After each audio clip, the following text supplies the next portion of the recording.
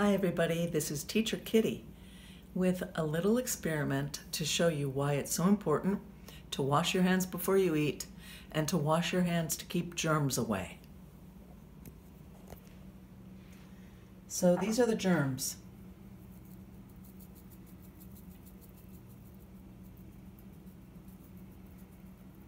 Those are the germs.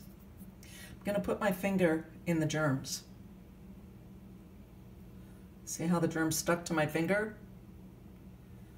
Okay, well, now I'm going to dip my finger in the soap. This is soap. Okay. And now I'm going to put my soapy finger into the germs. Let's see what happens to the germs. They all went away.